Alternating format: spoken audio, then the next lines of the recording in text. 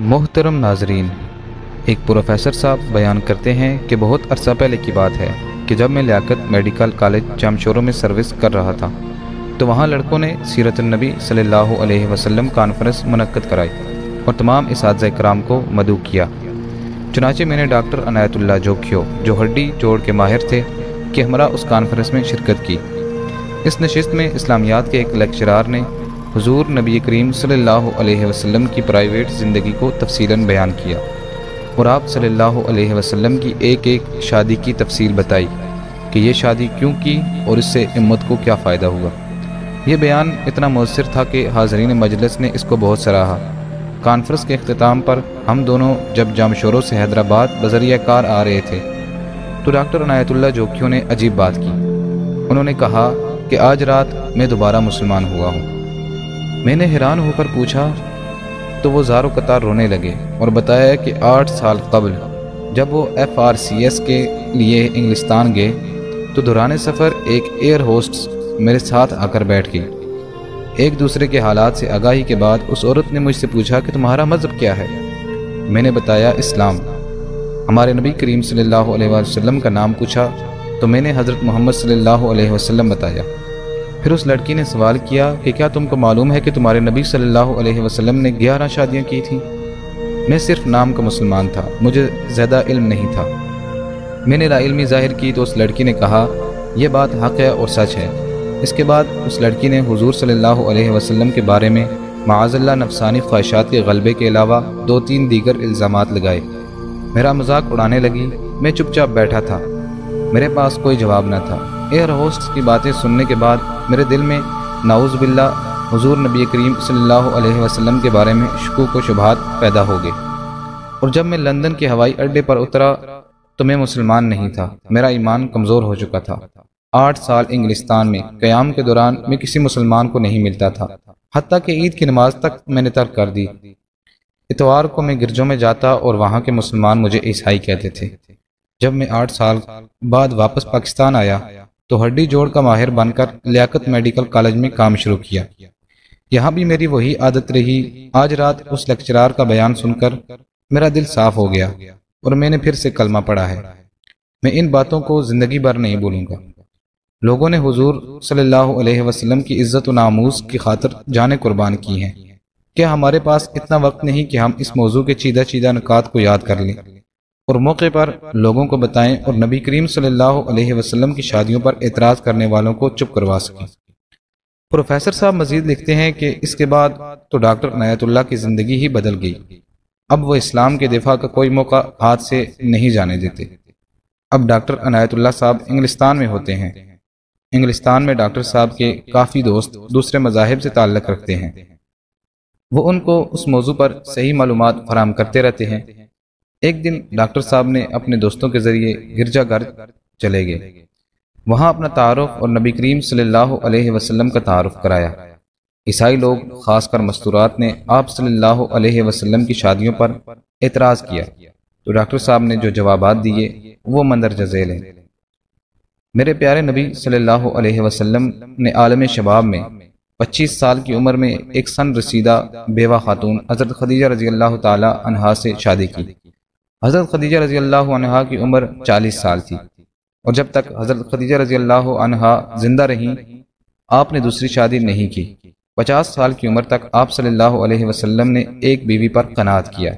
اگر کسی شخص میں نفسانی خواہشات کا غلبہ ہو تو وہ عالم شباب کے 25 سال ایک بیوہ خاتون کے ساتھ گزارنے پر اکتفا نہیں کرتا۔ حضرت خدیجہ رضی اللہ عنہا کی وفات کے بعد مختلف وجوہات کی بنا پر آپ صلی اللہ علیہ وسلم نے نکاح کیے۔ پھر اسی مجمع سے ڈاکٹر صاحب نے سوال پوچھا کہ یہاں بہت سے نوجوان بیٹھے ہیں، آپ میں سے کون جوان ہے جو 40 سال کی بیوہ سے شادی کرے گا؟ سب خاموش رہے۔ ڈاکٹر صاحب نے ان کو بتایا کہ نبی کریم صلی اللہ علیہ وسلم نے یہ کیا ہے۔ پھر ڈاکٹر صاحب نے سب کو بتایا کہ جو 11 شادیاں آپ صلی اللہ علیہ وسلم نے کی ہیں سوائے ایک کے باقی سب بیوگان تھیں۔ یہ سن کر سب حیران ہوئے۔ پھر مجمع کو بتایا کہ جنگ احد میں 70 صحابہ کرام رضی اللہ تعالی عنہم اجمعین شہید ہوئے، نصف سے زیادہ گھرانے بے آسرا ہو گئے، بیوگان اور یتیموں کا کوئی سہارا نہ رہا۔ اس مسئلے کو حل کرنے کے لیے نبی کریم صلی اللہ علیہ وسلم نے اپنے صحابہ رضی اللہ تعالی عنہم کو بیوگان سے شادی کرنے کو کہا۔ لوگوں کو ترغیب دینے کے لیے آپ صلی اللہ علیہ وسلم نے حضرت سودہ رضی اللہ تعالی عنہا، حضرت ام سلمہ رضی اللہ تعالی عنہا اور حضرت زینب بنت خزیمہ رضی اللہ تعالی عنہا سے مختلف اوقات میں نکاح کیے۔ آپ صلی اللہ علیہ وسلم کو دیکھ کر صحابہ اکرام رضوان اللہ علیہم اجمعین نے بیوگان سے شادیاں کی، جس کی وجہ سے بے اسرا خواتین کے گھر آباد ہو گئے۔ ابو سفیان کی بیٹی ام حبیبہ رضی اللہ عنہا سے آپ صلی اللہ علیہ وسلم نے شادی اس لیے کی کہ حضرت ام حبیبہ رضی اللہ تعالی عنہا شروع میں مسلمان ہو کر اپنے مسلمان شوہر کے ساتھ ہجرت کر گئیں۔ وہاں ان کا خاوند نصرانی ہو گیا۔ حضرت ام حبیبہ رضی اللہ تعالی عنہا نے اس سے علیحدگی اختیار کی اور بہت مشکلات سے گھر پہنچی۔ حضور صلی اللہ علیہ وسلم نے ان کی دل جوئی فرمائی اور بادشاہ حبشہ کے ذریعے ان سے نکاح کیا۔ حضرت جویریہ رضی اللہ تعالی عنہا کا والد قبیلہ مستلق کا سردار تھا۔ یہ قبیلہ مکہ مکرمہ اور مدینہ منورہ کے درمیان رہتا تھا۔ حضور صلی اللہ علیہ وسلم نے اس قبیلے سے جہاد کیا، ان کا سردار مارا گیا۔ حضرت جویریہ رضی اللہ تعالی عنہ قید ہو کر ایک صحابی رضی اللہ تعالی عنہ کے حصے میں آئی۔ صحابہ کرام رضی اللہ عنہم نے مشورہ کر کے سردار کی بیٹی کا نکاح حضور صلی اللہ علیہ وسلم سے کر دیا، اور اس نکاح کی برکت سے اس قبیلے کے 100 گھرانے آزاد ہوئے اور سب مسلمان ہو گئے۔ خیبر کی لڑائی میں یہودی سردار کی بیٹی حضرت صفیہ رضی اللہ تعالی عنہ قید ہو کر ایک صحابی رضی اللہ تعالی عنہ کے حصے میں آئی۔ صحابہ کرام رضی اللہ عنہم نے مشورے سے ان کا نکاح حضور اکرم صلی اللہ علیہ وسلم سے کرا دیا۔ اسی طرح میمونہ رضی اللہ تعالی عنہ سے نکاح کی وجہ سے نجد کے علاقے میں اسلام پھیلا۔ ان شادیوں کا مقصد یہ بھی تھا کہ لوگ حضور صلی اللہ علیہ وسلم کے قریب آ سکیں، اخلاق نبی کا مشاہدہ کر سکیں تاکہ انہیں راہ ہدایت نصیب ہو۔ حضرت ماریہ رضی اللہ عنہا سے نکاح بھی اسی سلسلے کی کڑی تھی۔ آپ پہلے مسیحی تھی اور ان کا تعلق ایک شاہی خاندان سے تھا۔ ان کو بازنطینی بادشاہ شاہ مقوقس نے بطور ہدیہ کہ آپ صلی اللہ علیہ وسلم کی خدمت اقدس میں بھیجا تھا۔ حضرت زینب بنت جحش رضی اللہ تعالی عنہ سے نکاح لے پالک کی رسم توڑنے کے لیے کیا۔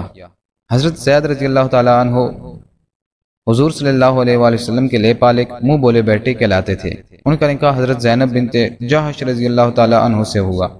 مناسبت نہ ہونے پر حضرت زید رضی اللہ تعالی عنہ نے انہیں طلاق دے دی تو حضور صلی اللہ علیہ وسلم نے نکاح کر لیا اور ثابت کر دیا کہ لے پالک ہرگز حقیقی بیٹے کے ذیل میں نہیں آتا۔ اپنا کلام جاری رکھتے ہوئے ڈاکٹر صاحب نے بتایا کہ علوم اسلامیہ کا سرچشمہ قرآن پاک اور حضور اقدس صلی اللہ علیہ وسلم کی سیرت پاک ہے۔ آپ صلی اللہ علیہ وسلم کی سیرت پاک کا ہر ایک پہلو محفوظ کرنے کے لیے مردوں میں خاص کر اصحاب رضوان اللہ علیہم اجمعین نے بڑھ چڑھ کر حصہ لیا۔ عورتوں میں اس کام کے لیے ایک جماعت کی ضرورت تھی، ایک صحابیہ سے کام کرنا مشکل تھا۔ اس کام کی تکمیل کے لیے آپ صلی اللہ علیہ وسلم نے کئی نکاح کیے۔ آپ صلی اللہ علیہ وسلم نے ازواج مطہرات رضوان اللہ علیہم اجمعین کو ارشاد فرمایا تھا کہ ہر اس بات کو نوٹ کریں جو رات کے اندھیرے میں دیکھیں۔ حضرت عائشہ رضی اللہ تعالی عنہا جو بہت ذہین، زیرک اور فہیم تھی، حضور صلی اللہ علیہ وسلم نے نسوانی احکام اور مسائل کے متعلق آپ کو خاص طور پر تعلیم دی۔ حضور اقدس صلی اللہ علیہ وسلم کے وصال کے بعد حضرت عائشہ رضی اللہ تعالی عنہا 48 سال تک زندہ رہی اور 2210 احادیث آپ رضی اللہ تعالی عنہا سے مروی ہیں۔ صحابہ کرام رضی اللہ عنہم اجمعین فرماتے ہیں کہ جب کسی مسئلے میں شک ہوتا ہے تو حضرت عائشہ رضی اللہ تعالی عنہا کو اس کا علم ہوتا ہے۔ اسی طرح حضرت ام سلمہ رضی اللہ تعالی عنہا کی روایت کی تعداد 368 ہے۔ ان حالات سے ظاہر ہوا کہ ازواج مطہرات رضی اللہ عنہم کے گھر عورتوں کی دینی درسگاہیں تھیں۔ آخر میں ڈاکٹر صاحب نے بتایا کہ یہ مذکورہ بالا بیان میں گرجوں میں لوگوں کو سناتا ہوں اور وہ سنتے ہیں، باقی ہدایات دینا تو اللہ کے ہاتھ میں ہے۔ اگر پڑھے لکھے مسلمان ان نکات کو یاد کر لیں اور کوئی بدبخت حضور صلی اللہ علیہ وسلم کی ذات پر حملہ کرے تو ہم سب اس کا دفاع کریں۔ ناظرین، کمنٹ میں ایک بار صلی اللہ علیہ وسلم ضرور ٹائپ کریں۔ جزاک اللہ۔ اگر آپ نے ہمارے چینل کو ابھی تک سبسکرائب نہیں کیا تو پلیز سبسکرائب کریں۔ شکریہ۔